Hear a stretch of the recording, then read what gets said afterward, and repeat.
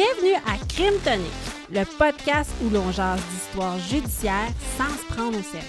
Je m'appelle Marie-Ève. Et moi, Nicolas. On vous déniche des crimes cocasses et parfois incroyables. On se prend pas au sérieux et souvent, ça dérape. On part ça!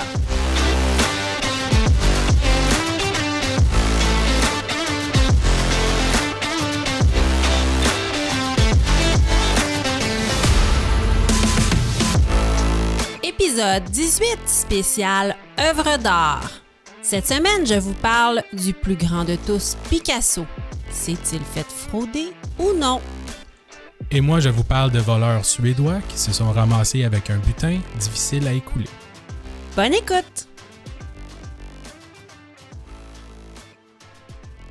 Nicolas! Marie-Ève. Épisode 18 sous le thème œuvre d'art. Comment vas-tu? Ça va très bien. Et toi? Ça va super bien. On a vécu un gros buzz il y a 2 semaines. Ouais, ben oui, avec le live. Oui, avec le live. Ouais. Là, le monde, c'est ça qui écoute. Les podcasts, on les sort aux 10 jours. Là. Nous, ça fait genre 3 semaines qu'on n'a pas enregistré. On s'était comme pris un peu d'avance là, pour être tranquille, pour avoir la tête libre pour le live. Là. Fait que ça fait comme 2-3 semaines qu'on n'a pas enregistré d'émission. On est comme un peu rouillés. On est un peu rouillés, mais donc on a eu la chance d'enregistrer un live qui était notre épisode 17 et on a enregistré ça avec 2 autres podcasts qui est Un peu de crime dans ton café et La gang de distorsion. Ouais. On a enregistré ça au Théâtre Sainte-Catherine à Montréal. Oui, je le sais. Vous écoutez notre podcast partout, de partout. Là, c'était à Montréal. On espère qu'un jour, on va peut-être faire ça ailleurs. Si on peut reproduire ça ailleurs, là, c'est certain. Oui, c'est certain.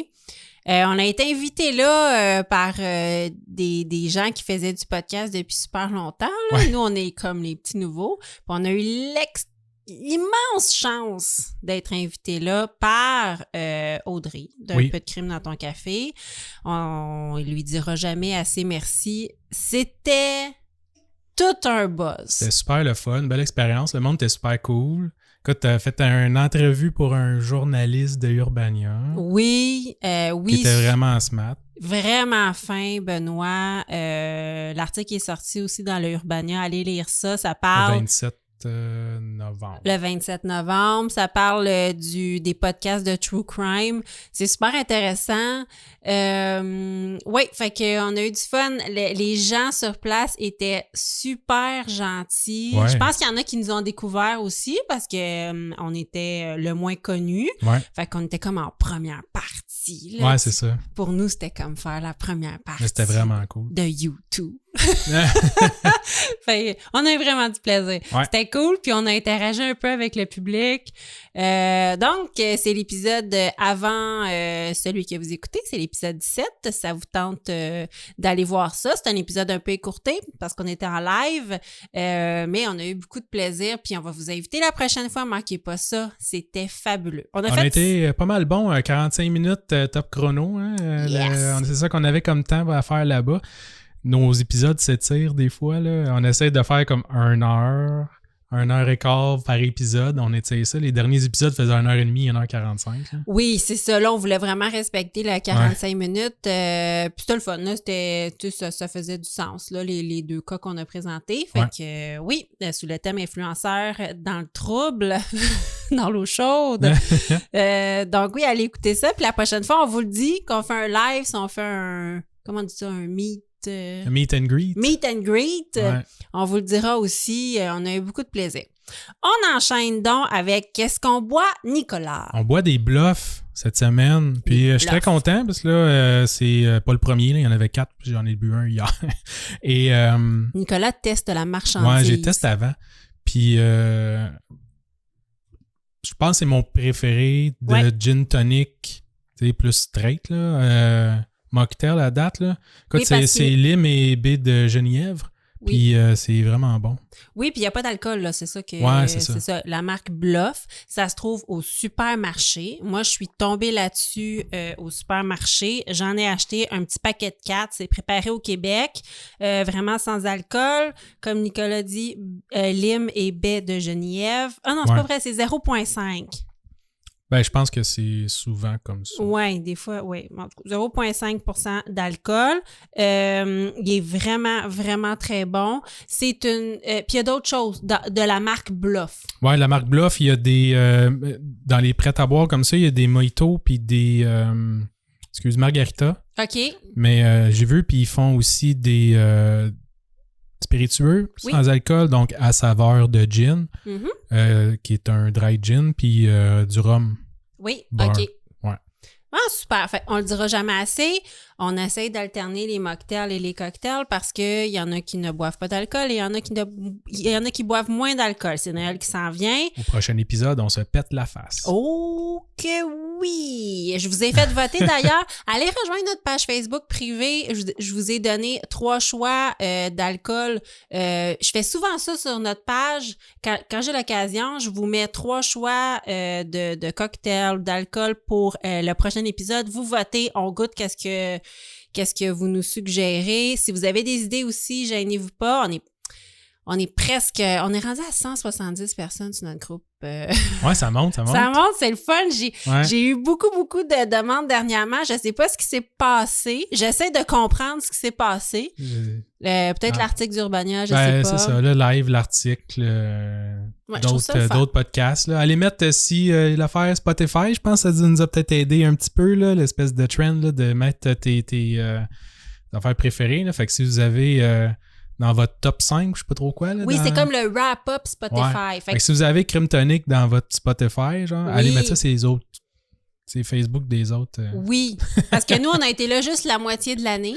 Ouais, c'est ça. Donc, c'est sûr que c'est dur de sortir dans le top 5 parce qu'on n'a pas été là pour l'année au complet, mais ça m'a fait chaud au cœur. J'ai vu quelques captures d'écran. On peut pas avoir 11 000 heures d'écoute sur 16 épisodes. Mais nos épisodes sont plus longs. Tu sais, des fois. Des fois, ouais. Ouais, fait que tu sais, ça y va par minute d'écoute. Donc, on avait quand même des chances. On est sortis dans quelques palmarès. Moi, je capotais, là. On était dans les palmarès des gens. On a commencé ça comme ça, à se raconter des histoires. Donc, oui, venez nous joindre sur les réseaux sociaux. On aime toujours ça. Puis allez mettre vos idées, allez mettre des commentaires si vous avez trouvé des jokes drôles ou plates ou... Oui. Dites-nous-le. Sur Facebook, suivis. Alimenter un peu Facebook, là, on essaye d'en faire. Là, oui. De mettre la joie dans le cœur du monde l'hiver. Oui, puis des suivis aussi d'épisodes. J'ai reçu une couple de personnes qui me disaient « Ah, tu sais, ton champion de la semaine, il est revenu en cours. » Je vais creuser ça, puis je vais vous revenir. Puis si vous avez des nouvelles de champion de la semaine, des cas qu'on a fait, gênez-vous pas. Écrivez-le sur notre groupe Facebook. On aime toujours ça, avoir des nouvelles. J'essaie de lire l'actualité. Des fois, j'en manque. Ouais. Moi, je note pas tout, puis j'ai pas de mémoire. Fait que si jamais j'ai promis des affaires, des suivis ou des photos... Puis vous voyez que je le fais pas, venez me le dire sur Facebook. Oui, et n'oubliez pas que toutes les sources aussi sont sur notre site Internet. Donc, si on vous parle de quelque chose, on a dit on va vous mettre sur le groupe Facebook. Si jamais on oublie, dites-le nous, ça va nous faire plaisir. Sinon, il y a toutes les sources sur notre site Internet crimetonic.com et notre shout-out, après ça, on enchaîne avec nos cas. Notre shout-out cette semaine, c'est Catherine sur... Apple Podcast? Ouais. Apple Podcast. Catherine qui nous donne 5 étoiles et elle a écrit un beau commentaire. Elle a écrit « C'est innovateur comme balado d'histoire de crime. Le seul que je peux écouter avant de me coucher sans avoir peur. Les histoires racontées sont très intéressantes et divertissantes. J'adore les thématiques des épisodes. Merci. » Bien, merci à toi, Catherine. Ça fait vraiment, vraiment plaisir. Puis ça nous aide aussi dans l'algorithme de Apple Podcast. De peu importe. de Apple, ouais. De monter. Et oui, et ça nous aide à rejoindre plus de gens.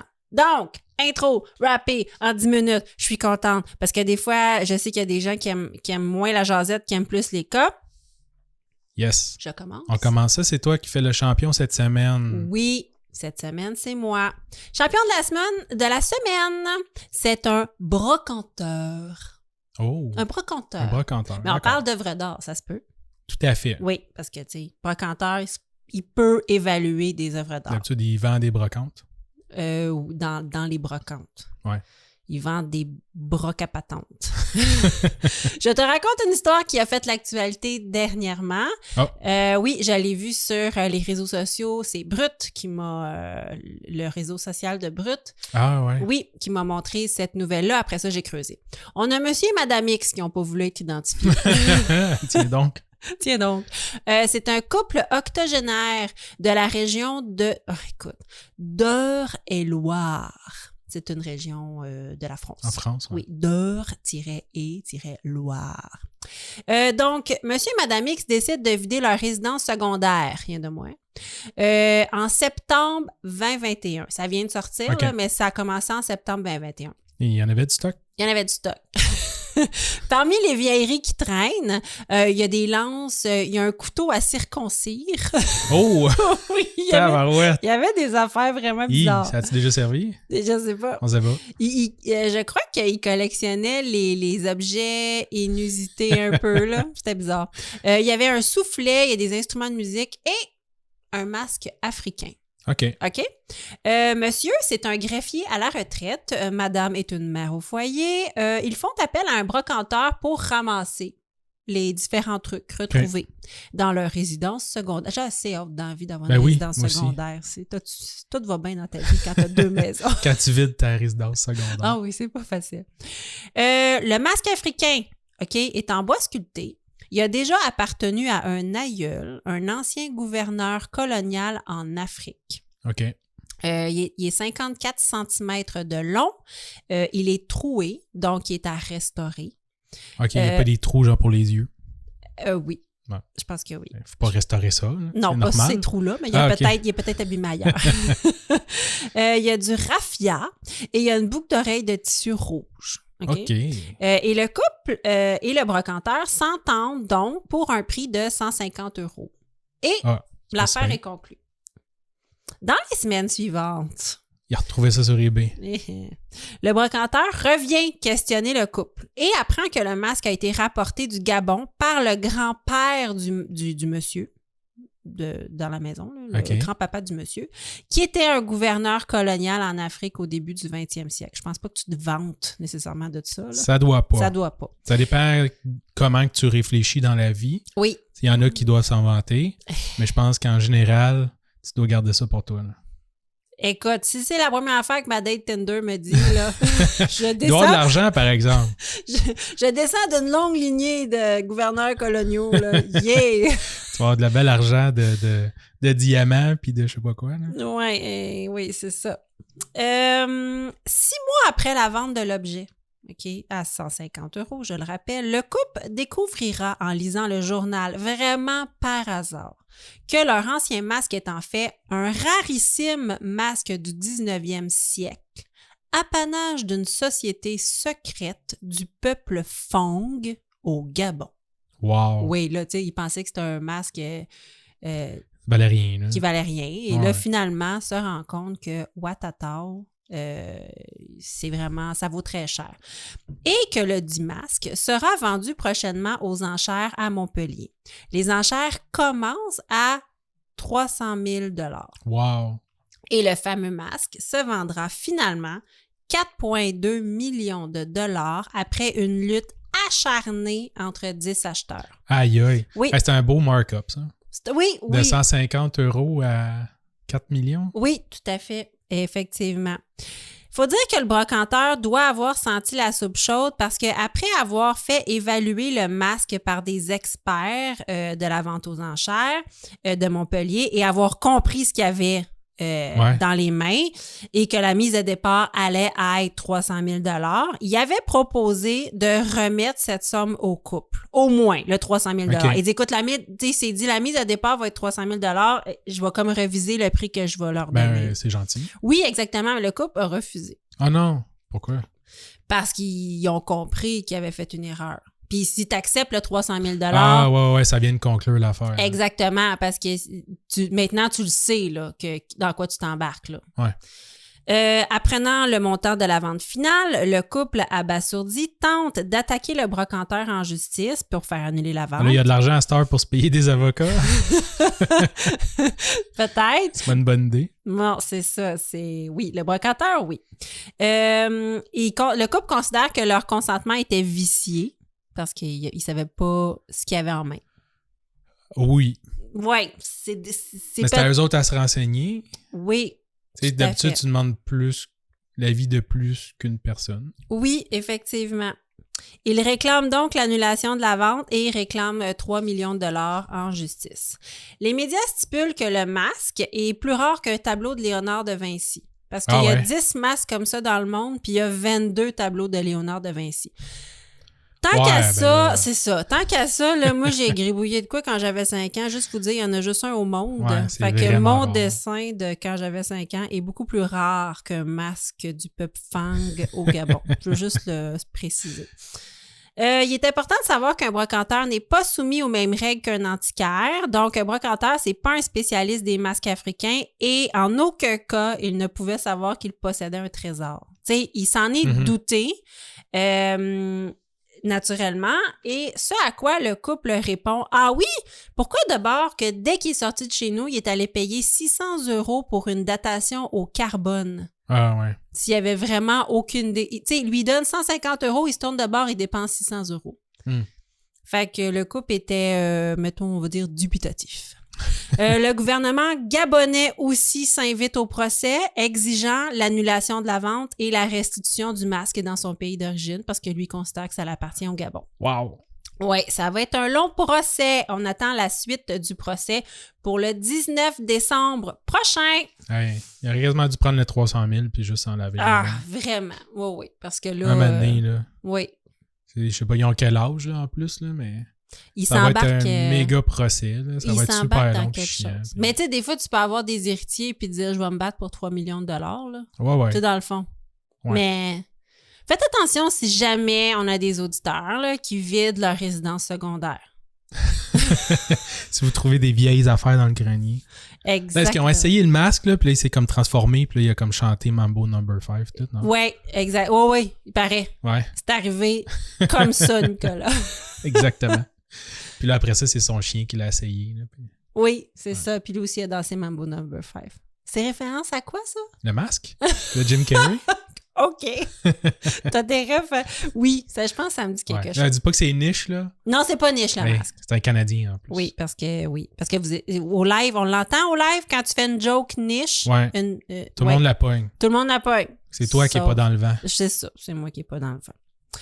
Et on continue. Oh yeah, c'était à mon tour. Vas-y, je t'écoute. OK. On commence ça. On est le 22 décembre 2000. 2000. Ah, ça fait pas longtemps. OK. Ouais. Il est 5h moins 5 l'après-midi. OK. Il y a 2 voitures qui explosent devant le Grand Hôtel de Stockholm. Ah. OK. Je pense qu'on dit Stockholm. Stockholm. Stockholm. Pas Stockholm. Pas comme Sherlock Holmes. Stockholm. Non? OK. Mais... Je vais continuer à dire Stockholm. OK. Mais sache. OK, je sache. Stockholm. Okay. Qu'est-ce qui s'est passé à Stockholm? À Stockholm. Donc, il y a 2 voitures qui explosent devant le Grand Hôtel de Stockholm. Wow. Il est vraiment cool, le Grand Hôtel. Là. Ça ressemble à Grand Budapest Hotel, là, quasiment. Là. En tout cas, c'est un méga building. Ouais. Tu vas-tu mettre des photos sur le On va mettre Facebook? des photos, je vais essayer d'y penser. Antoine note. OK. Non loin du Grand Hôtel, en fait, voisin de là, on retrouve le Musée national de Stockholm. Oui. Où 3 hommes enfilent leur cagoule et sortent leur arme au même moment des explosions. Au même moment? Ouais. Oh, c'était une diversion? C'était une diversion. Wow! 5 minutes avant la fermeture du musée. OK. Hein, 5h moins 5, on se rappelle. Oui. Il reste pas grand monde à l'intérieur. Le peu de gardes qui reste, en fait, je pense qu'il restait un garde qui est en train de s'occuper à faire sortir le monde, dans le fond, qui traînait à la fin du musée. Il est comme, arrête de regarder les tableaux, va-t'en chez vous, ça suffit. Fait que, je sais pas s'il essayait de faire sortir le monde à cause de l'explosion ou à cause qu'il est 5h moins 5, mais bref, il est pas très occupé, le garde. Donc, pendant qu'un des 3 hommes s'occupe de contrôler le rez-de-chaussée et le garde, les 2 autres vont se faufiler à l'étage du musée. OK. Pas le temps de niaiser, ils sont là pour 3 tableaux en particulier. un premier de Rembrandt et 2 de Renoir. Wow, OK, c'est spécifique. Ouais, là, j'ai mis une joke. Rembrandt, Renoir, pas le temps de niaiser. Ça, c'est très drôle. Rembrandt, Renoir, pas le temps de niaiser. Yes. Fait que là, la police est occupée avec les explosions. Hein? Fait que le temps de réponse de la police est assez lent. Puis de toute façon, il n'y a pas vraiment de système d'alarme non plus, rien. Ben Okay? non, c'est ouvert. Ouais. Tout ce qu'il y avait besoin, dans le fond, pour voler, c'était des cutters. Ah, il n'y avait même pas de système d'alarme sur Non. les tableaux? Non, ils ont juste pris les tableaux, coupé ça, sont partis. Hey, tabarouette, moi, je vais acheter 4 cartouches de Gillette Mac 3, puis ça sonne dans tout le magasin. Eux, ils chillaient avec un Renoir avec que t'avais juste à partir avec. Ouais, c'est fou, hein? C'est capoté. Je vais dire ça l'autre fois à la pharmacie. Madame, il y a des Renoirs qui sont moins Ouais, c'est ça. pucés que ça. Je pense qu'ils sont mieux protégés maintenant. Bref. Ça doit... Les 3 individus, les 3 voleurs vont s'enfuir en voiture et vont déployer un tapis de clous derrière eux lorsqu'une voiture de police va les prendre en poursuite. Ah! Fait que Ouais. c'est les voleurs qui mettent un tapis de clous pour Ouais, la police. Pour semer la police. C'est bien cool. Ouais. Plus loin, ils vont abandonner leur auto et ils vont embarquer dans un bateau et vont partir dans les canals de Stockholm, les canaux de Stockholm. Ah, Donc, après ouais. un certain temps, elles se perdent dans les canaux pour que le monde ne puisse pas les retrouver. Uh-huh. Les 3 hommes vont débarquer un peu plus loin sur les rives d'un lac. Puis, ils vont finalement embarquer dans une voiture qu'ils avaient laissée là la veille, cachée, pour retourner sains et saufs dans leur repère. OK. Avec les tableaux. Avec les tableaux. Et dans leur sac, on retrouve la jeune Parisienne et Conversation avec un jardinier de Renoir et l'autoportrait de Rembrandt. L'autoportrait de Ouais. Rembrandt. OK. Valeur approximative entre 30 et 45 millions de dollars. En tout. En tout. Wow. Les 3 tableaux. Traite de même. Hey, ça a pas pris de temps à faire ça. Là. Ouais. Ça a vraiment pas pris de temps. Vraiment pas pris de temps. En fait, une petite diversion. Let's go. On part avec ça. Il n'y a comme pas de garde, il n'y a pas rien. Ils ne s'attendaient pas à se faire voler. Là. Non. Puis on est en 2000 quand même. Là. C'est pas, Oui. ouais. Je suis surprise, mais vas-y. Fait que c'est ça. Nos 3 hommes sont super bien tirés. Ils avaient tout planifié d'avance. En plus, le musée, c'est ça. Il y avait juste un garde. Il n'y avait pas de caméra, pas de système d'alarme. Il y avait juste des cutters, couper les fils de fer qui suspendaient les tableaux là, en plein milieu. Et that's it. La police, eux autres, vont investiguer. Aucun indice. Aucun indice. Aucun indice. Wow. Sauf que, je pense que c'est le lendemain ou la journée même, il y a un homme qui vient parler à la police. C'est un homme qui a vu les voleurs accoster leur bateau. T'sais, ils les auraient vus comme partir, puis ils auraient vu débarquer en bateau, puis s'en aller dans leur voiture, là, dans le lac avoisinant. Mm-hmm. Donc, la police va se rendre sur les lieux, va chercher pour le bateau, va trouver le bateau en tant que tel, va chercher d'autres indices, mais vont rien trouver. OK. Finalement, ils vont mettre la photo du bateau dans le journal le lendemain. Ah, ben oui, c'est une bonne idée. Fait que là, le lendemain matin, il y a un homme qui lit son journal, il fait son mot croisé, je sais pas. Puis il va s'apercevoir que Christophe, c'est mon bateau. Ah, OK. Ouais. Fait qu'il il voit sa chaloupe Puis là, dans ils le se tournent, journal. puis il y a 3 tableaux chez eux. Non. C'est moi. C'est moi qui ai volé ça. C'est J'étais moi qui ai fait somnambule. ça. C'est maintenant que... Non, OK. Fait qu'il reconnaît sa chaloupe. Ouais. Donc, il va voir la police, tu sais. Il va dire, OK, dans le fond, c'est lui, c'est l'homme qui a vendu son bateau au malfaiteur. OK, ça l'est pas fait voler. Dernièrement, il a vendu son bateau. Ouais. Là, OK. il y a quelques semaines de ça, OK. il a vendu son bateau au voleur. OK? En argent comptant, puis that's it. Il n'y a pas vraiment de traces de ça ou de preuves. Non. Puis là, la conversation sur Kijiji s'est fermée. Fait qu'il n'y a plus de... Ouais, c'est ça. Il n'y en a plus. Il n'est pas capable de retracer. Ben, ça arrive des fois. C'est ça. Mais là, finalement, il va se rappeler que les 3 acheteurs, quand ils ont acheté le bateau, les 3 voleurs, quand ils ont acheté le bateau, il n'y avait rien pour le transporter, le bateau. Ah! Tu sais, fait qu'il avait demandé, dans le fond, au vendeur, au vieil homme, s'il pouvait emprunter sa remorque pour amener le bateau au bon endroit. OK. L'homme, il dit qu'il avait hésité au début, mais finalement, il va accepter, mais il a demandé le numéro de téléphone de la personne pour être capable de le rejoindre, tu sais. Ben oui, Parce que là, il partait avec sa remorque. effectivement. Puis le voleur, il a laissé son numéro de téléphone avant de partir avec la remorque. OK. Fait que la police, ça leur donne un petit indice.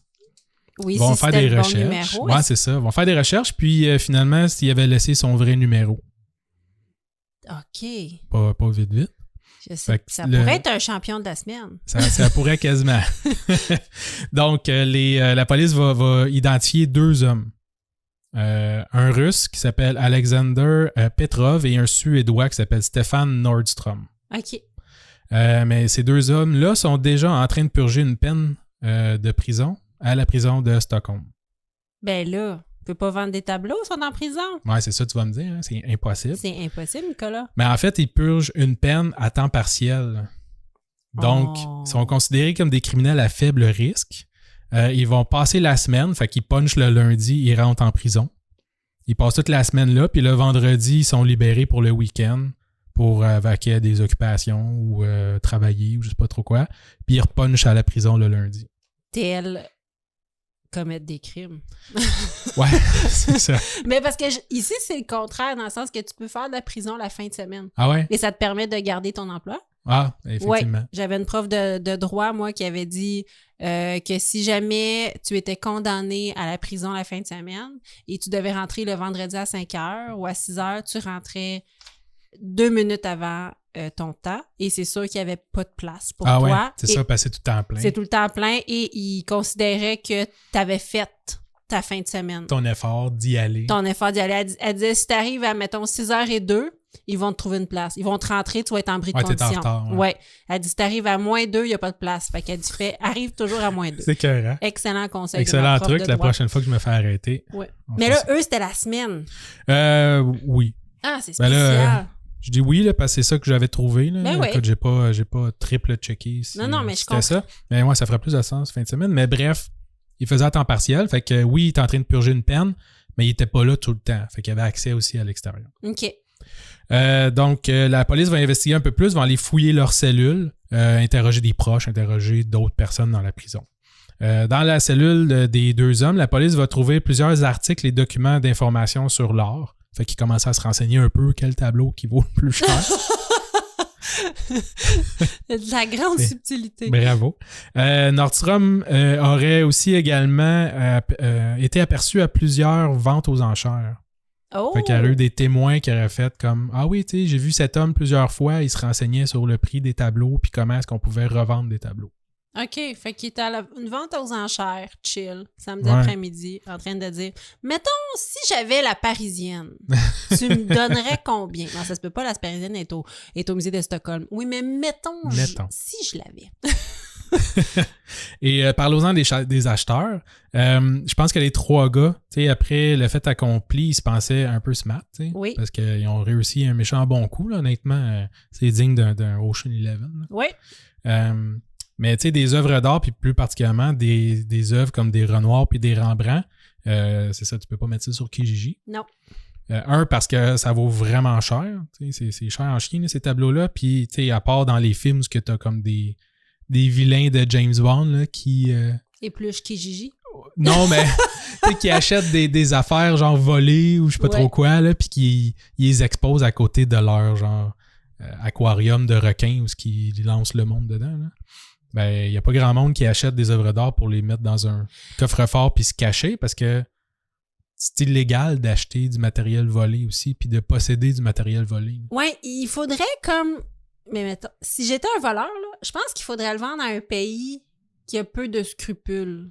Tu sais, que les droits de l'homme, c'est pas comme super important. Que... Ouais, dans un pays. Oui, dans un pays, mais même aux dirigeants. Tu sais, là, on jase, là, la Corée du Nord. Là. Ouais, je pense qu'il s'en fout pas mal d'un Renoir. Je pense qu'il voudrait juste pour faire suer le pays. Peut-être. Tu sais, juste pour faire « Oui, by the way, j'ai ton Renoir. » Qu'est-ce que tu vas faire? Qu'est-ce que tu vas faire? Qu'est-ce que tu vas faire? J'ai 3 armes nucléaires pointées sur toi. Ouais, c'est ça. On joue à Chicken. Ouais, c'est ça. Ouais, là... Bon, OK, vas-y. Ouais. Continue. Mais bref, tu sais, les 3 gars se ramassent avec 30 à 45 millions de dollars en tableau qui vont ramasser la poussière dans leur appartement. Le 28 décembre, fait qu'on est, 20 jours plus tard? OK. 6 jours plus tard. Va se présenter au poste de police local un avocat. Okay? L'avocat dit représenter ses clients. Donc, Alexander Petrov et Stefan Nordstrom. D'accord. Et son rôle n'est qu'un rôle d'intermédiaire. OK. Pur et simple. Son client a en sa possession les 3 tableaux volés. Il voudrait les rendre au musée, mais il voudrait avoir une compensation pour. Ah, OK. La police est un peu méfiante. L'avocat va finalement sortir des photos des tableaux accompagnés de coupeurs de journaux de la journée, tu sais, pour comme prouver. Oui, gars, j'ai les tableaux, voici les 3 tableaux, puis voici le journal de la journée. Avec la date puis tout. Ben oui. Mais tu sais, la police n'est pas idiote non plus. Premièrement, c'est illégal pour l'avocat d'aller se présenter à la police puis demander une rançon pour des tableaux, même si il pense que il est derrière son espèce de d'immunité d'avocat. Ouais, c'est ça, d'immunité de confidentialité là, de client. Ah oui, pour vrai? Fait que l'avocat était mal au courant de ses droits? Bref, ouais. C'était edgy. Ouais, c'était un peu sketch. Un peu sketch. Puis deuxièmement, pourquoi est-ce que la police irait payer les voleurs quand ils ont juste à comme mettre l'avocat en filature puis le suivre jusque chez lui sans voir où c'est qu'il va aller rencontrer ses clients plus tard? Ouais, mais il y a surtout que tu peux pas commencer à faire ça.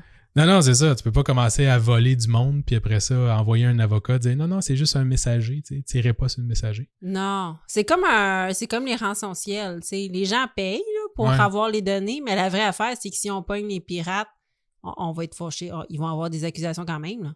Oui, ça c'est pur malicieux. Là, oui, mais rançons. Eux aussi, c'est pur malicieux. Oui, tout à fait. C'est vraiment une rançon, là. Oui. OK. Ils sont vraiment innocents. Ben, ils s'essayent. En fait, c'est qu'ils se sont rendus compte qu'il n'y avait rien à faire avec. Ils savent pas quoi faire avec les tableaux. Ils ont volé ça, là, ils sont vraiment bons, là, puis là, c'est ça. Ils savent pas quoi faire avec les tableaux. Je suis sûre qu'ils sont les 3 là, à jouer au PlayStation, à fumer des cigarettes, puis ils font comme « Jerry, t'avais dit que c'était une bonne idée, on fait quoi, là? » C'est comme « Ouais, c'est ça, là, je sais pas, là. » J'ai pas pensé. J'ai pas pensé. Plus loin. Ouais, mais ça vaut 45 millions. Ouais, mais ça vaut rien. On n'est pas capable de rien faire avec. C'est ça. Tu sais, le gars, il mange son craft dinner à côté du Renoir, puis il est comme « Hey, c'est vraiment cool, mais c'est plate. » C'est plate à maudit. Donc, ça va prendre quelques jours à l'avocat avant d'aller rencontrer les braves gaillards. Il est en filature, là? Ouais, puis la police était toujours là pour le suivre. Nice. Puis il va être prêt à l'intercepter. Cool. Donc, c'est ce que la police va faire. Ils vont intercepter. Petrov avait en sa position d'autres photos des œuvres d'art, mais pas les tableaux. C'est quoi, il les a sortis? On dirait qu'il les promène dans la ville puis il prend des photos des œuvres d'art. Ouais, c'est ça. On dirait qu'il y a plein de photos pour le montrer à tout le monde. Hey, j'ai ça, tu veux-tu? Hey, j'ai ça, tu veux-tu? Hey, j'ai ça, tu veux-tu? Puis il y a quelqu'un, Jean Coutu, qui développe ces photos-là. Là. On est en 2000, là. Il y a quelqu'un qui développe ces photos et fait « Voyons, j'ai donc bien des photos de Rembrandt, pas rapport. » Un 24 poses. Un 24 poses de Rembrandt. C'est bien bizarre. En tout cas. Ouais. Il y en a qui l'ont échappé là-dedans. Ouais, pas fort. Non. Donc, à la suite de cette arrestation, la police va avoir un mandat pour aller fouiller et saisir différents endroits reliés aux voleurs. Okay? Dans un des repères des voleurs, que la police va trouver des notes sur toute l'affaire. Fait qu'il avait laissé un journal avec des notes. Mm-hmm. Dans le journal, les plans, les différentes personnes impliquées avec leur numéro de téléphone, les contacts, tout le kit. Tout était noir sur blanc, écrit, dans le fond. Jour 1, on fait ça. À telle heure, on fait ça. Nanana. Puis là, après ça, c'est telle personne nanana, avec le numéro de téléphone qui va faire ça. Nanana. Puis après ça, à la fin, c'est écrit « Puis comment qu'on va les vendre? » Puis là, ils ont fait « Je le sais pas, on verra ça tantôt. » La dernière étape, profit. C'est ça. Ils ont comme oublié cette étape-là. Ouais, exact.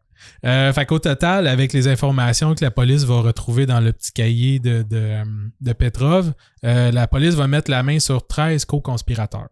Ah! OK, ils sont une gang. Ouais, dont Nordstrom qui va écoper de 6 ans et demi de prison à temps plein et Petrov 8 ans de prison à temps plein. Ben oui, ils sont pas fiables. Ouais. Parmi eux, il y avait l'avocat aussi qui s'était présenté, mais il va être acquitté. Fait que peut-être qu'il connaissait un peu mieux son droit qu'on pense.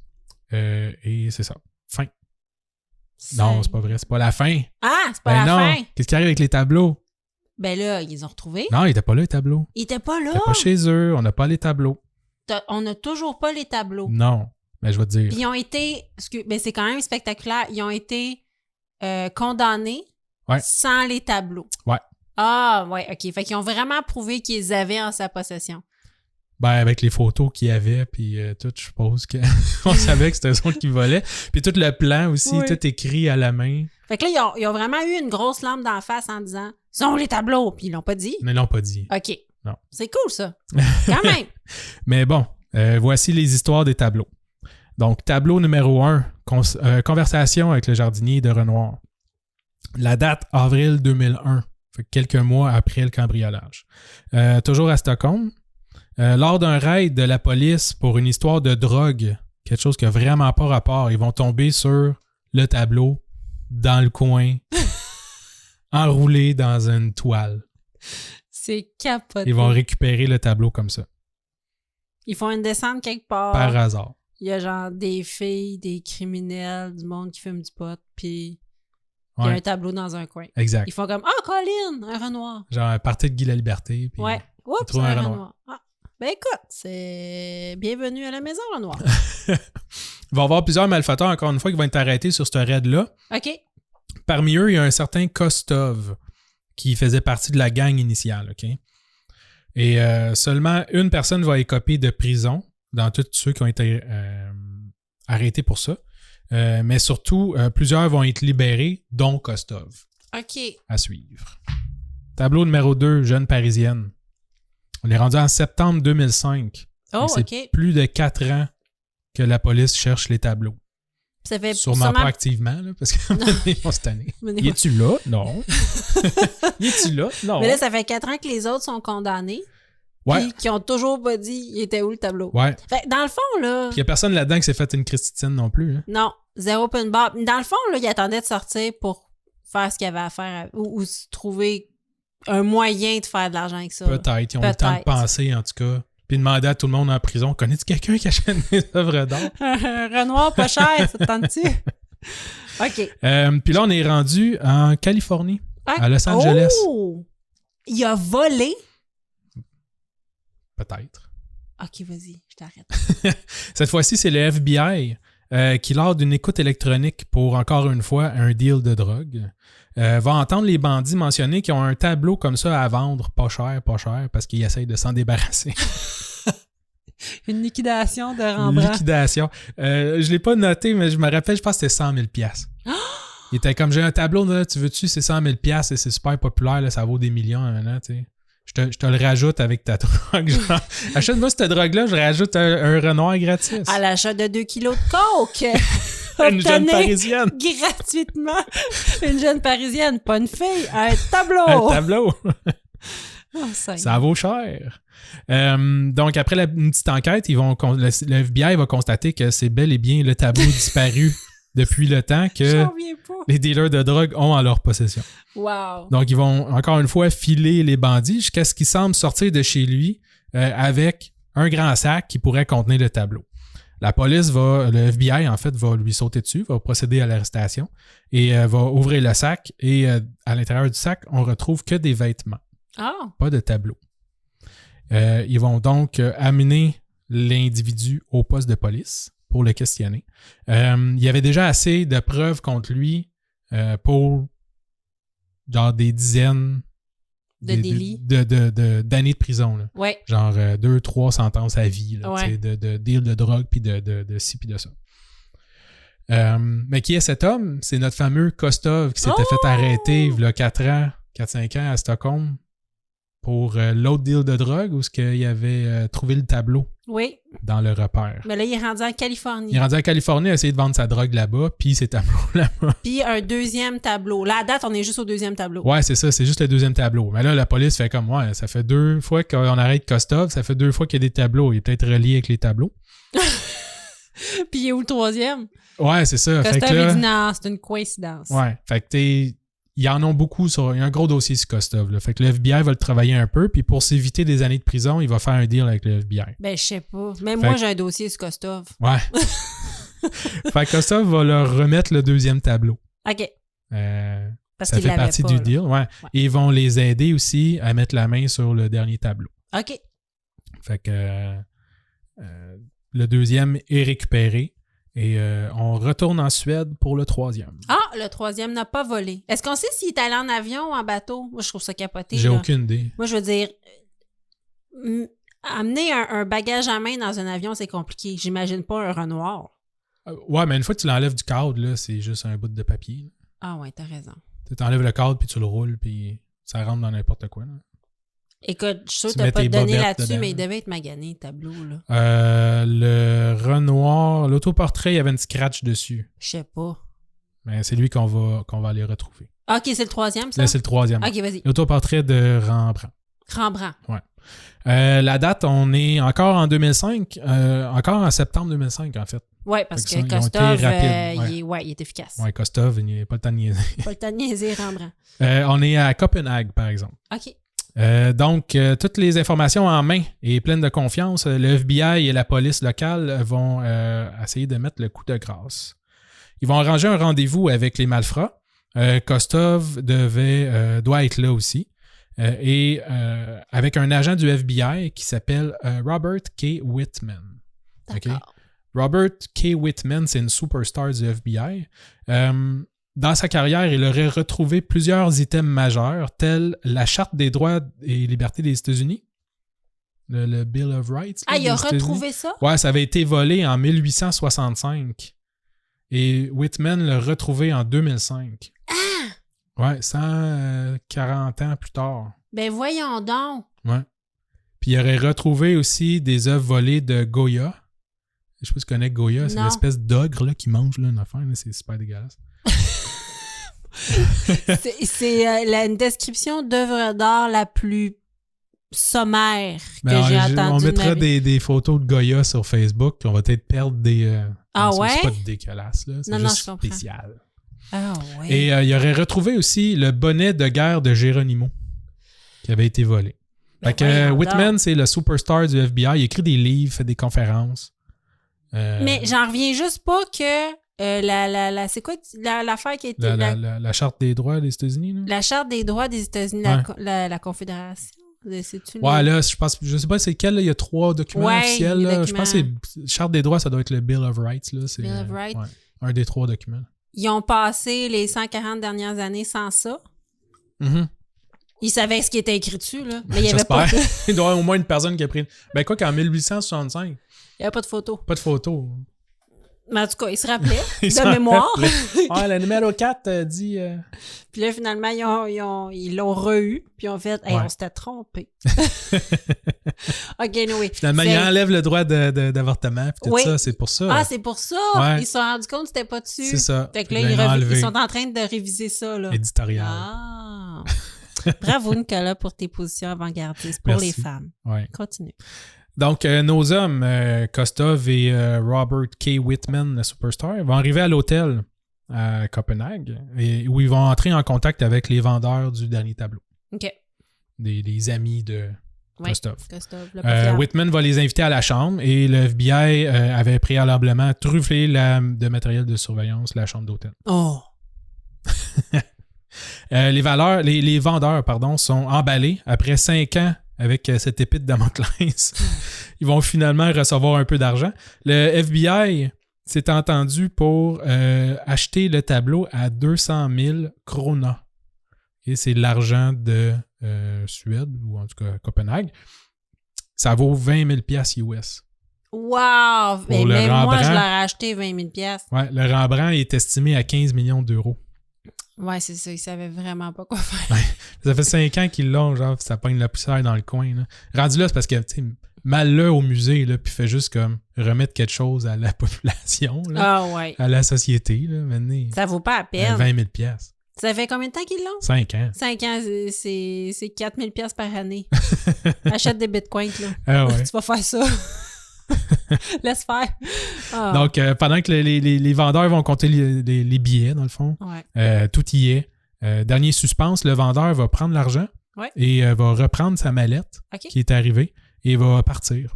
OK. Puis l'agent du FBI, il en a vu d'autres, hein, c'est une superstar. Et il va dire, il va comme faire des signes, genre, aux caméras cachées, comme, intervenez pas tout de suite. Le vendeur va quitter l'hôtel, va aller se rendre jusqu'à sa voiture, va déposer le paquet, déposer l'argent, puis il va reprendre un autre paquet. Il va revenir à l'hôtel dans la chambre. Ah, pour être sûr de pas se faire Ouais, attrapé, exact. c'est S'il ça. s'était fait sauter dessus tout de suite après qu'il ait accepté l'argent, ben là, il n'y avait rien dans sa valise, tu sais. Dans le fond, il n'y avait pas le tableau. Ah ben lui aussi, il est intelligent, là. Ouais, c'est ça. Ben là, après 5 ans, il a pensé à son affaire. Il a pensé à son affaire. Mais même moi, pour une transaction sur Kijiji, j'y aurais sauté dessus. Ouais, c'est ça. J'aurais fait, il est où mon... mon bas d'auto? Mon épluche patate. Mon épluche patate. Il a fait, non, c'est chill, il est parti. Ouais. Oh, wow! Donc, il va revenir à la chambre. Dès que le paquet va être identifié, les agents du FBI vont rentrer et arrêter. Et lui sauter dessus. Et lui sauter dessus et lui casser la gueule. Donc, c'était pas de sitôt non plus. Quelques jours plus tard, au musée de Stockholm, va avoir lieu l'exposition spéciale sur Rembrandt qui allait débuter sans le tableau, sa pièce maîtresse, autoportrait de Rembrandt. Mais finalement, ils vont l'avoir. Oui. Même s'il y a une petite scratch dessus. Une petite scratch dessus. Ouais. Mais il paraît que ça y fait une face de badass. C'est comme s'il y avait une cicatrice. Ah, OK. Non, je sais pas. Je dis ça de même. Moi, je suis comme, oh, wow! C'est un balafré, là. Il y a une grosse cicatrice, là. Rembrandt, c'est un badass. Parce que sinon, il y aurait eu une exposition, puis tout le monde aurait fait, wow, il y a plein de tableaux de Rembrandt. À quoi qui ressemblait Rembrandt? On le sait pas.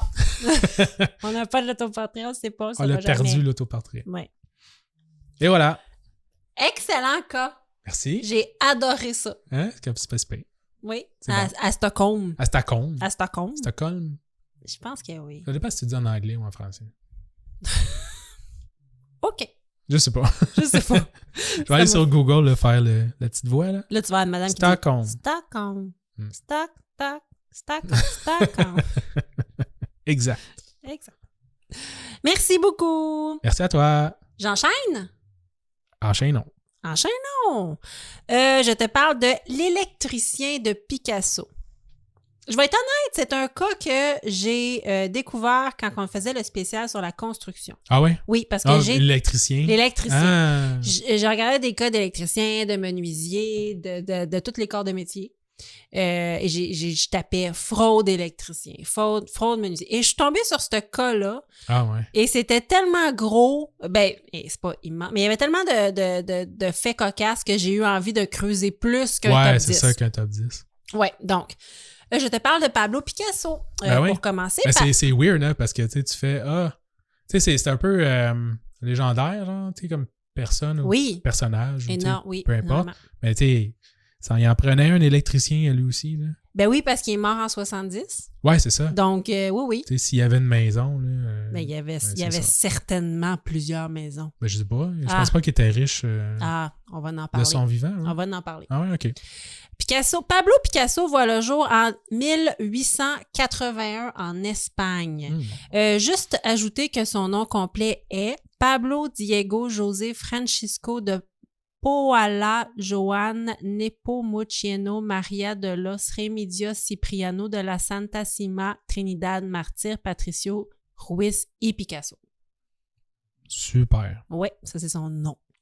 C'est bon.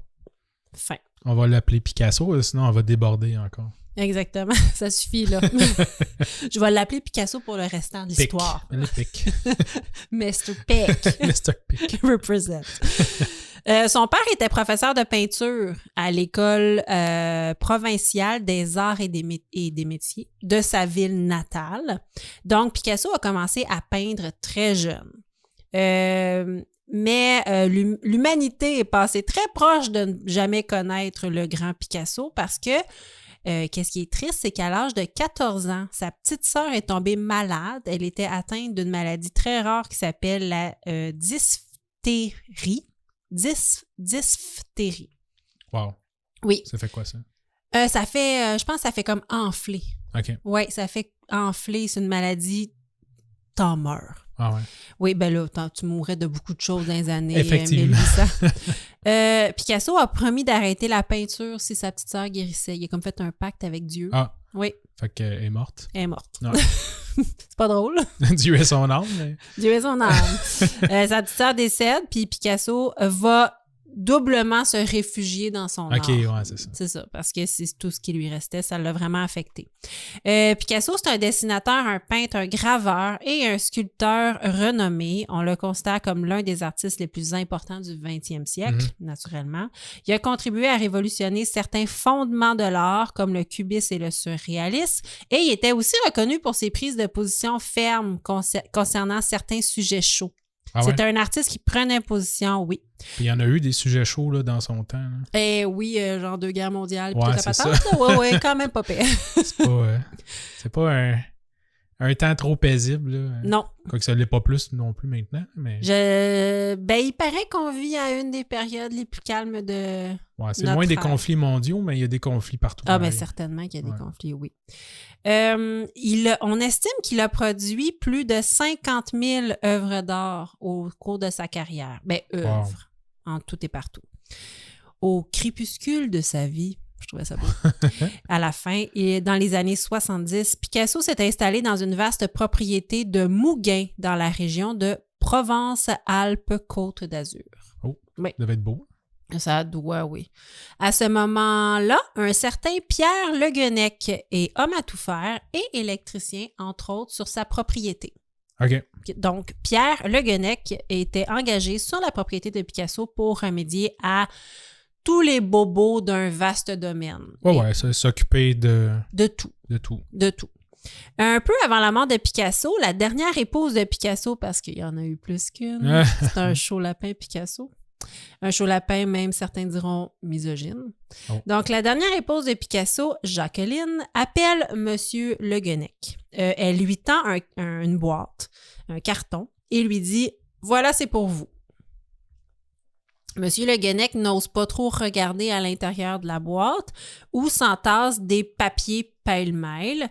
Mais une fois dans sa voiture, il comprend que la boîte contient des dessins, des esquisses et, selon ses dires, des choses de l'atelier. OK. Ben, elle a payé avec ça? Ouais, il a juste donné. Elle a juste donné. OK. En tout, le carton, la boîte, contient 180 petites pièces et un carnet de 100 pages, dont 91 ont un esquisse dessus. OK. Ils datent tous de entre 1900 et 1932. Wow. Donc, on rappelle qu'en 1900, Picasso avait 19 ans. Ouais. Jusqu'en 1932. Donc, le début de sa carrière. C'est comme ses cartes recrues.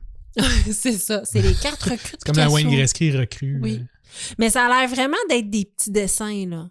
Ouais. C'est ça, c'est pas des grandes œuvres. Da Vinci, je pense qu'il y avait ça, une espèce de cahier avec des croquis, puis des esquisses, puis des choses comme ça. Puis écoute, ça se vend pour des millions et des millions. Là. Tout à fait. Même que le monde, ils savent même pas si c'est vrai.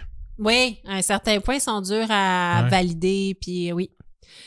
Pierre Le Guenec met tout dans un sac puis il entrepose ça dans son garage. Il en fait pas de cas, il garde ce petit trésor-là parce qu'il connaît absolument rien à l'art et il travaille encore pour la famille. Ouais, mais là, il sait pas, genre, chez qui travaille? Il sait chez qui travaille, mais là, pour l'instant, Picasso est vivant, il travaille encore pour sa femme. Ouais, c'est pas la folie furieuse encore sur les œuvres de Picasso. C'est la folie furieuse dans le sens que c'est un très grand peintre, mais lui, il connaît pas ça, puis pour lui, c'est pas des œuvres d'art, c'est des bouts de papier, c'est un petit cahier. Ouais, OK, ouais. Lui, il sait pas trop quoi faire avec ça, puis elle a rien dit, Jacqueline, elle a juste dit « c'est pour vous », puis là, il sait pas quoi faire avec ça, il met ça dans son garage. OK. Pierre Le Guenec resta au service de la veuve de Picasso, parce que Picasso s'éteint le 8 avril 1973 d'une embolie pulmonaire. Donc, oui, il restera au service de la veuve de Picasso jusqu'en 1985, donc plusieurs années encore, un total de 14 ans. Sa femme à Pierre Le Guenec s'appelle Danielle et elle va développer une belle amitié aussi avec Jacqueline, la veuve de Picasso. OK. Donc, les deux femmes sont... même qu'il paraît que Jacqueline, la veuve de Picasso, est allée voir Danielle quand elle a accouché à l'hôpital. C'était comme des amis. Là. Ouais, ben lui, il a travaillé là toute sa vie. Exactement. Il a travaillé toute sa vie. Puis je crois que sa femme l'aidait pour certains trucs aussi. Ouais. Donc, il faisait partie de la... je dirais pas de la famille de Picasso parce qu'il s'était brouillé avec sa famille, mais du couple. Picasso-Jacqueline. Eux, OK. De eux, ouais.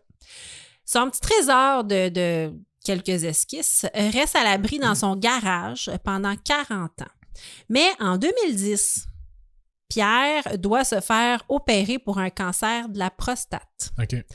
Doutant qu'il y avait un risque que ça se termine mal, parce qu'une opération comme ça comporte des risques, Ouais. il voulait pas que ses enfants aient des problèmes avec sa succession. Donc, il a voulu comme régler ça. Il s'est dit, j'ai comme des œuvres de Picasso dans mon garage. Je vais les vendre, puis ça va donner, c'est plus facile à vendre, puis à séparer le cash, je sais pas. Ce qu'il a fait, lui, la seule manière pour valider que c'était bien des œuvres de Picasso, les faire authentifier, il fallait qu'il contacte la Fondation Picasso. OK. La Fondation Picasso, c'est une fondation qui est tenue par les enfants de Picasso. J'y reviendrai. Oh boy. Il fallait qu'il contacte... Ça va faire un fret, ça, c'est sûr. Il fallait qu'il contacte la Fondation Picasso afin d'expliquer pourquoi il y avait ces œuvres-là en sa possession, puis il voulait régler ça une bonne fois pour toutes. OK. Parenthèse, il faut savoir que quand Picasso est mort, il n'y avait pas de testament. Il aurait dit « Quand je mourrai, ce sera un naufrage. Quand un grand navire sombre, bien des gens alentour sont aspirés par le tourbillon, ce sera pire que ce que l'on imagine. » Il est humble. Il est humble, mais... Beaucoup d'humilité dans ses propos. Mais il n'y a pas tort, là? Il n'y a pas tort. Il avait malheureusement raison.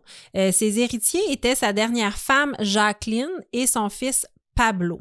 Mais son fils Pablo, d'une union précédente, est mort prématurément et le procès en reconnaissance de l'héritage intenté par les 3 autres enfants illégitimes, il y avait 3 enfants illégitimes, a créé un énorme scandale autour de cet héritage du siècle.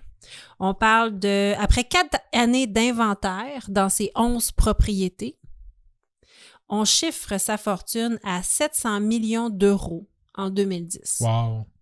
Oui, son patrimoine, quant à lui, donc en prenant tous les tableaux et tout, on parle de 10 milliards d'euros. Donc oui, les enfants illégitimes... C'est sûr que tu cours après ça, hein? Tu essaies de te faire un petit coin, faire comme moi aussi j'existe. Oui, j'existe, puis il n'a jamais marié ma mère, mais je suis sa descendance. On l'a vu dans Game of Thrones, là, quand t'es un bâtard, là, t'as rien. Hein. Bon. Les enfants de Picasso n'étaient pas d'accord avec Game of Thrones. Je peux juste le dire. Bref, on revient à Pierre Le Guenec, qui contacte la Fondation Picasso, qui est tenue par ses enfants, qui sont toujours, comment je dirais, tout le temps un petit peu en maudit après l'univers. C'est pas des gens qui ont le bonheur facile, les enfants de Picasso. Oui, un petit peu. Là, l'autre, là, c'est-tu genre Pablo Junior? Attends. Il s'appelle Paolo. Ah, Paolo. Paolo, ouais, okay. Je me suis trompée. Paolo? Ouais, c'est ça, OK. Ouais. Donc, lorsque Pierre Le Guenec contacte la Fondation Picasso, tenue par une gang d'enfants gâtés, elle commence par lui demander des photos de ses avoirs, puis elle lui demande de se rendre à Paris. Viens à nous. Viens à nous avec tes esquisses.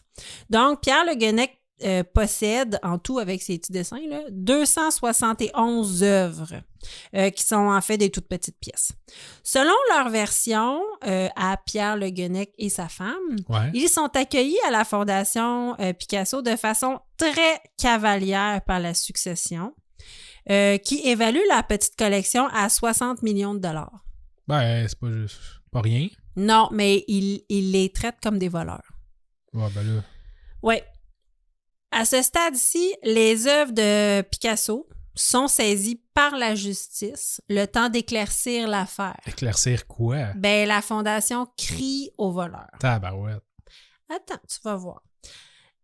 Son seul fils légitime, comme je te disais, Paolo, est décédé 2 ans seulement après son père. C'est un crackpot, là. Mais dans cette famille-là, il y a énormément de maladies mentales. J'ai enlevé ce bout-là là, parce que c'est déprimant, là.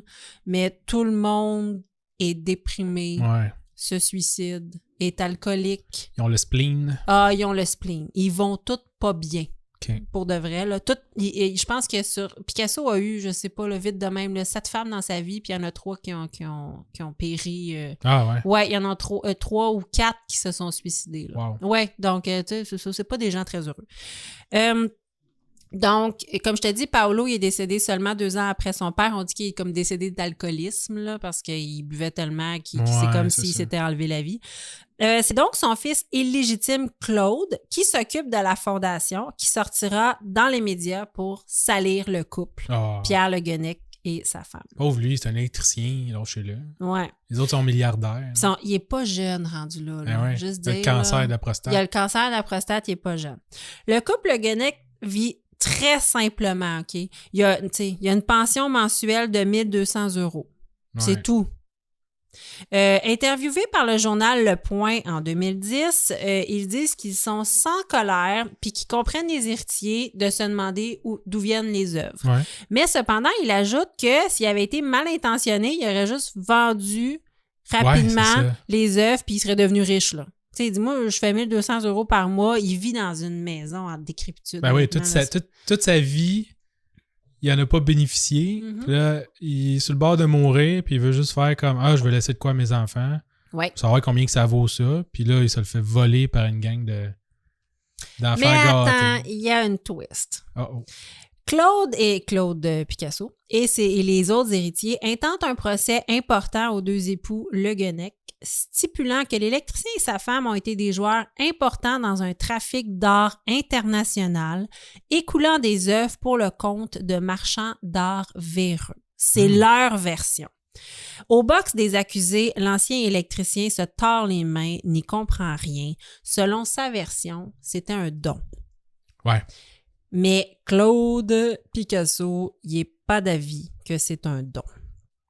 Donc, selon sa version, Pablo avait des relations tendues avec ses enfants. Là, je te parle de la version de l'électricien. Ouais, c'est ça. Okay. Pierre dit que Pablo avait des relations super tendues avec ses enfants. Of course, il reconnaissait pas. Et tout le reste de sa famille durant la dernière partie de sa vie. Puis ses enfants accusaient même sa dernière épouse, Jacqueline, de séquestrer Pablo Picasso. Ils ont même envoyé un huissier chez lui pour vérifier que Pablo Picasso pouvait sortir de chez eux. Sérieux? Oui, Pablo Picasso a donc été obligé de se rendre au portail de sa maison afin de prouver qu'il n'était pas séquestré par son épouse.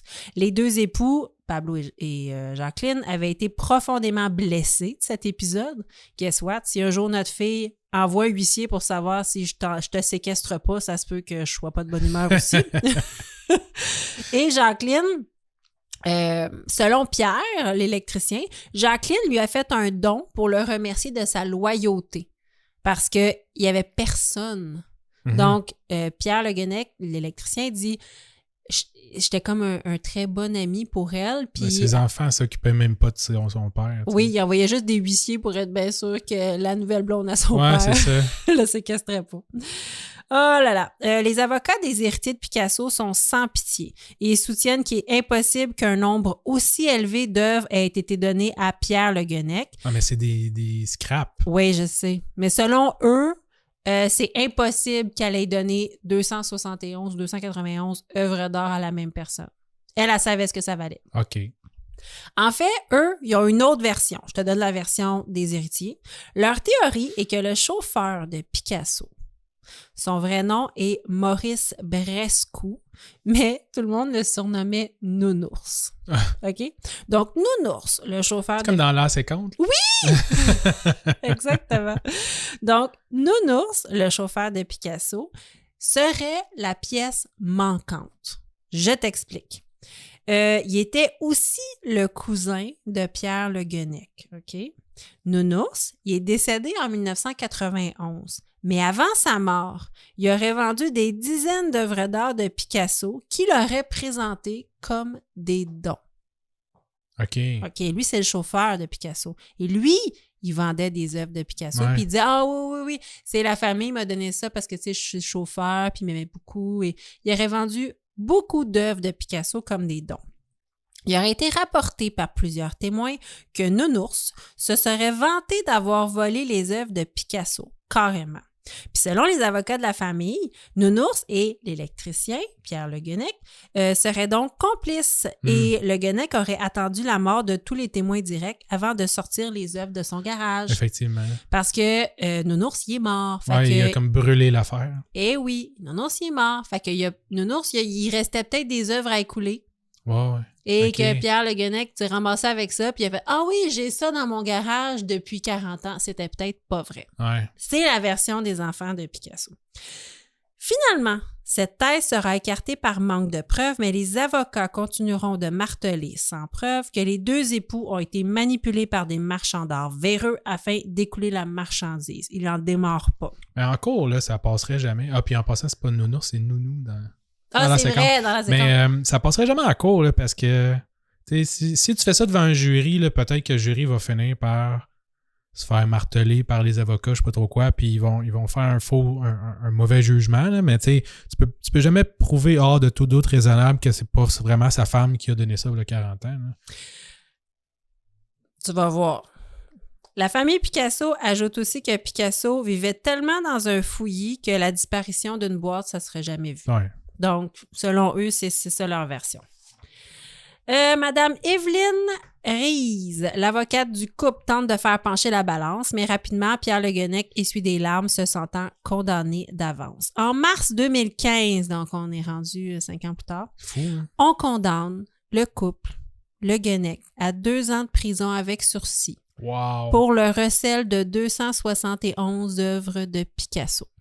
Sérieux? Ouais. C'est alors qu'ils vont faire appel du jugement pour un deuxième procès qui va se dérouler en 2016. Mais là, ils vont changer leur version. Ah, ben là, Ouais. change pas ta version, là, c'est sûr que t'es coupable. Ben là, ils vont changer leur version. Mais tu vas voir, je sais pas qui croire. Pierre Le Guenec, d'une voix tremblante, explique qu'après la mort de Picasso, Jacqueline, qui avait des problèmes avec Pablo, le fils de Picasso, qui était alcoolique et qui avait plusieurs problèmes, elle, là, la succession, là, ça la faisait suer. Elle voulait possiblement soutirer des œuvres à la succession. Elle aurait donc rempli 15 ou 17 sacs d'œuvres d'art de Picasso, puis elle aurait demandé à son homme à tout faire, Pierre Le Guenec, de les entreposer chez lui afin de les soustraire à l'inventaire de succession. OK.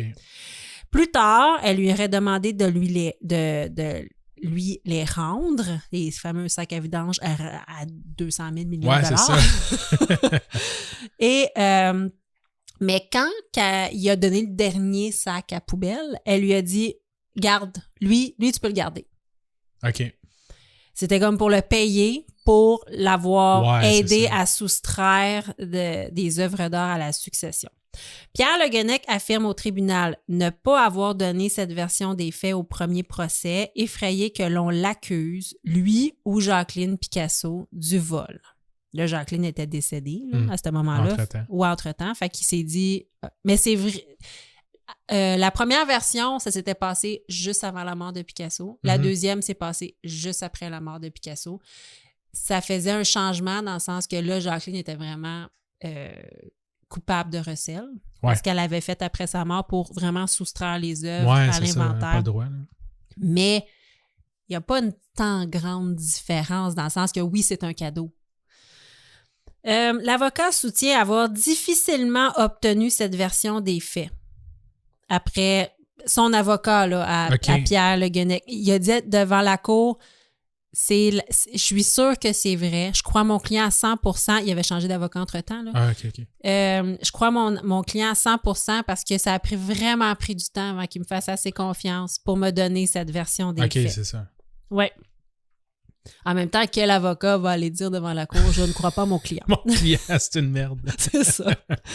Mais il a vraiment dit que ça a été long avant d'obtenir cette version des faits, puis que Pierre, l'électricien pleurait, puis qu'il se sentait super mal de ça. Il a fallu qu'il cuisine. Avec cette version, le ministère requiert 5 ans de prison avec sursis pour le couple. Mais finalement, on confirmera la première peine prononcée en décembre 2016, soit 2 ans de prison avec sursis. Ah ouais, OK. Ouais. Plus tard, ils vont obtenir l'annulation de leur condamnation parce que la Cour n'a pas pu démontrer que les œuvres provenaient d'un vol. Donc, ils l'ont condamné, après ça, ils l'ont annulé. C'est sketch de partout, là. Ah, c'est sketch de partout. En plus, il guérit de son cancer, là. Il est en Ah! Il est super vieux. Il est vieux, il est magané. Il est magané, le monsieur. Il a survécu au cancer. Oui. Ça m'a donné, envoyez-le pas en prison, là, laissez-le chez lui. Là. C'est quasiment plus chien de le laisser chez lui, à se torcher que le monsieur, là. Oh non, je sais. En 2019, le couple vieillissant, amoindri. Écoute, elle a une canne. Survivant. Oui, survivant. Il est en chaise roulante. En 2019, le couple revient en cours pour une 3e fois. Cette fois-ci, ils affirment avoir changé de version la dernière fois. Là. OK, pas encore. Non, pas encore. Là, ils sont rendus juste séniles. Non. Ils vont dire que pour le 2e procès, ils ont changé de version pour que la vérité soit connue puis que leurs enfants n'aient pas de problème avec la justice. C'est bien. Ouais. La succession de Picasso souhaite confirmer la peine de 2 ans de sursis et elle obtiendra finalement gain de cause en 2019. Dernière chose. De façon anonyme, un homme sortira dans les médias pour offrir son appui au couple Le Guenec. Il soutient que son père a gardé la maison de Picasso après sa mort et que lui aussi, son père, s'est lié d'amitié avec Jacqueline Picasso. Ah ouais, OK. Et à ses dires, son père ne revenait jamais les mains vides de son amie Jacqueline. Chez son amie Jacqueline. Mais je la comprends, là, la madame, là, Mané, t'as plein d'affaires qui vaut super cher, t'as du monde qui vient t'aider, nanana, tu sais, t'es trouves cool, là, tu fais comme, regarde, prends ce bibelot-là, je veux dire, ça traîne sur mon affaire, elle donne en chier, là, des gogos. Fait qu'à Mané... Prends ça, je m'en fous, c'est lettre, mais ça vaut 3 millions. Ben, c'est ça, tu sais, prends ça, un petit clin d'œil, puis va le faire évaluer, voir, puis là, t'es obligé d'aller le faire évaluer chez le... Là, tu tombes en prison. Les beaux enfants là, qui t'accusent systématiquement de voler genre leur héritage, là, même s'ils n'ont rien fait de leur foutue vie puis qu'ils ont juste surfé sur leur père. Là. Tout à fait. C'est vraiment, oui. Donc, selon cet homme-là, son père ne revenait jamais les mains vides de chez son amie Jacqueline. Parfois, elle lui offrait du vin, du foie gras, mais petit à petit, les cadeaux sont devenus plus prestigieux. Donc, lui dit qu'il possède des dessins, une lithographie et même une petite céramique de Picasso. Oh, c'est cute. Les œuvres n'ont jamais été authentifiées. Il n'est pas cave. Il a bien vu ce qui s'est passé avec Pierre Le Guenec. Mais la plupart sont signées.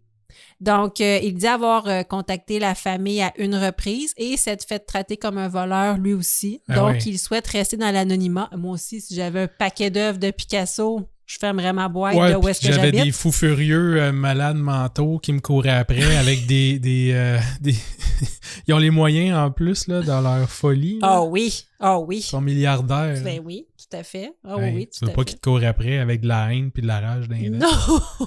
Donc, lui, il dit qu'il va rester dans l'anonymat, mais il dit qu'il plaide haut et fort que l'histoire du couple Le Guenec est très plausible. Ah ouais. Oui, et c'est la fin. Bravo. C'était l'histoire de l'électricien de Picasso. Et je sais pas pourquoi j'ai énormément de sympathie pour cet homme-là. Toi tu le crois-tu?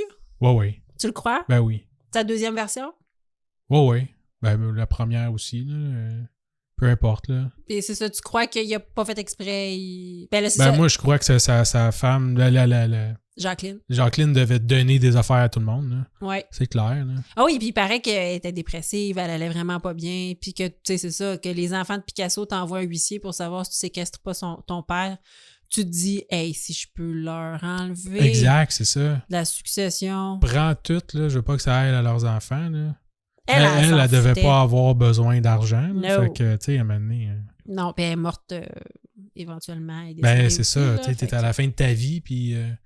Puis il n'y avait pas eu d'enfants ensemble. Fait que il n'y avait pas d'héritier avec elle. Fait que elle, là, ses enfants qu'il avait eu avec ses anciennes femmes, maîtresses, amantes, là, elle n'avait rien à cirer. Non, c'est ça.